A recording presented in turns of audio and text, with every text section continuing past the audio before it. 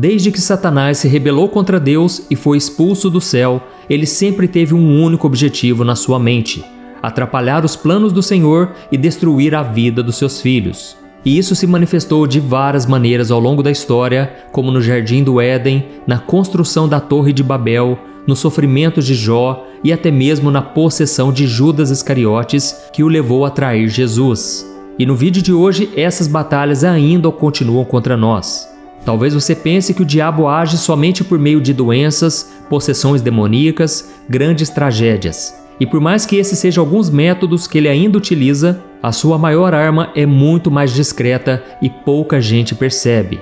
Muitas vezes, o maior campo de batalha acontece dentro das nossas próprias igrejas. E neste vídeo eu vou te mostrar quais são as estratégias que ele usa e que estão fazendo com que muitas pessoas se desviem do verdadeiro evangelho. E é muito importante que você esteja atento e vigilante, porque isso pode estar acontecendo bem diante dos seus olhos. E no final eu vou dar a minha opinião sobre como esses ataques estão se multiplicando cada vez mais e o que você deve fazer para não cair nessas armadilhas espirituais, tá bom? Mas antes de começar, eu quero pedir que você se inscreva, é muito rapidinho, clica aqui em inscrever-se, do lado vai aparecer um sininho, selecione o sininho e clique na opção todas, tá bom? Assim você vai receber diretamente no seu celular os próximos vídeos que eu colocar. Então vamos começar.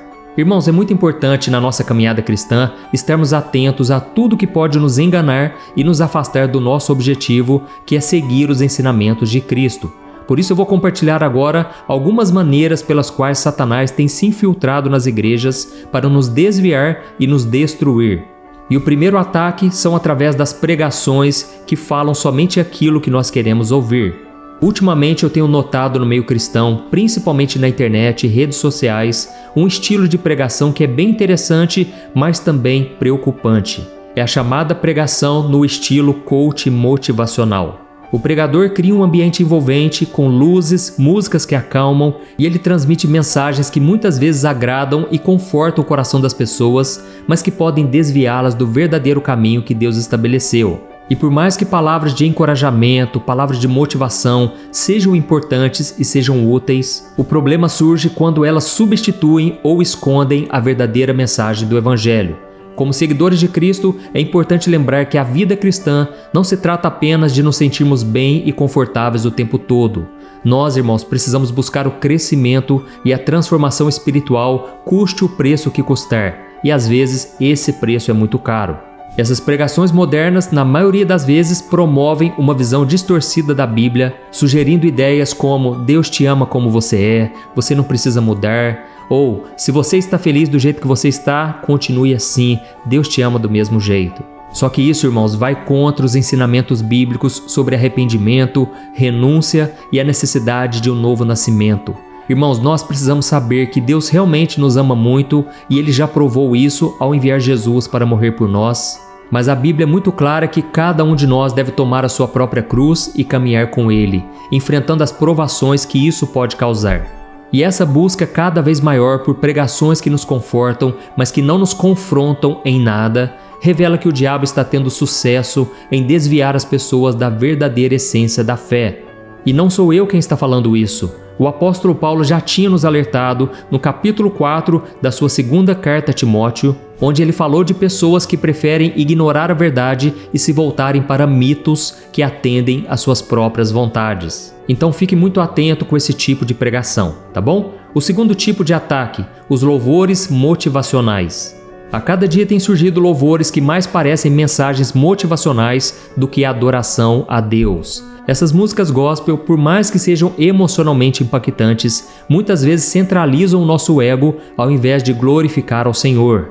A Bíblia nos ensina sobre a importância de louvar a Deus com todo o nosso ser.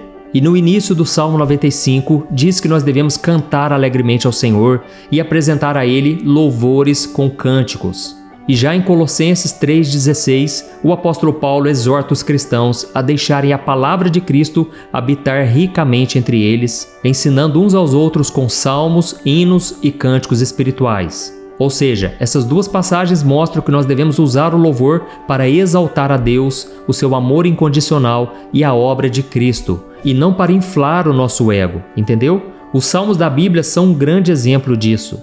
No Salmo 8, por exemplo, o rei Davi faz uma declaração maravilhosa sobre o que realmente deve ser um louvor. Veja só o que ele disse: Quando olho para o céu e contemplo a obra de teus dedos, a lua e as estrelas que ali puseste, pergunto: quem são os simples mortais para que penses neles? Quem são os seres humanos para que com eles te importes? Perceba que o rei de Israel, que tinha todos os motivos para se engrandecer, reconhece que o homem é pequeno, insignificante diante da grandeza de Deus e da sua criação. E aí vem o terceiro tipo de ataque do inimigo, que é o surgimento de novas doutrinas. Esse é um dos tipos de ataques mais perigosos e que tem causado estragos dentro da igreja nos últimos tempos. O diabo tem se aproveitado de mensagens como Deus odeia o pecado, mas ama o pecador. E ele tem enganado muitas pessoas, fazendo elas acreditarem que não precisam mudar de vida. Essa e outras doutrinas podem ser vistas de várias formas, desde uma pregação ou algum louvor cantado no púlpito, até a aceitação de temas que nós sabemos que não estão de acordo com a Bíblia, como a ideologia de gênero e o casamento entre pessoas do mesmo sexo. Sem falar que existem igrejas que se dizem cristãs, mas estão adotando uma teologia LGBT. Além disso, tem sido implantado um movimento ecumênico que une diferentes visões religiosas com o discurso de que todos os caminhos levam a Deus. Acontece que essas falsas ideias estão enfraquecendo a identidade da igreja e desviando os cristãos da sua missão de serem luz no meio das trevas. E quanto mais a igreja se parece com o mundo, mais ela perde a sua força e o seu testemunho. Por isso a Bíblia alerta que nós não devemos nos conformar com os padrões desse mundo, mas devemos buscar a transformação ao renovar a nossa mente com a palavra de Deus. E só assim nós iremos vencer essas artimanhas do inimigo. E o quarto tipo de ataque espiritual é envergonhando os líderes levantados por Deus. Uma outra artimanha do inimigo para enfraquecer a igreja é o ataque a líderes e pessoas influentes no meio cristão. Satanás trabalha muito para derrubar aqueles que estão à frente de ministérios, porque ele sabe que a queda de uma pessoa relevante pode diminuir a força da igreja e gerar escândalo tanto para os fiéis quanto para os de fora, que podem usar isso como motivo para zombaria ou para não se converterem à fé em Jesus. E um exemplo triste dessa estratégia maligna são casos de cantores gospel, que depois que fizeram sucesso e influenciaram muitas vidas, acabaram se afastando do caminho e agora aparecem na mídia de forma negativa. Pessoas como J.A. e Priscila Alcântara, que em um momento foram referências no louvor e na adoração, mas depois se desviaram, mostra como o inimigo pode usar influenciadores para causar danos terríveis à imagem do cristianismo. Da mesma forma, muitos pastores, pregadores, evangelistas que foram poderosamente usados por Deus no passado acabaram sendo seduzidos pelo dinheiro, pelo poder ou pelos prazeres da carne. E essas quedas não só destruíram suas próprias reputações, mas também prejudicaram a forma com que os descrentes enxergam a igreja.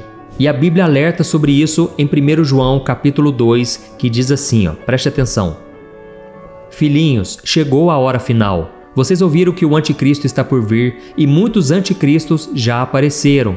Por isso sabemos que chegou a hora final. Eles saíram de nosso meio, mas na verdade nunca foram dos nossos. Do contrário, teriam permanecido conosco. Quando saíram, mostraram que não eram dos nossos.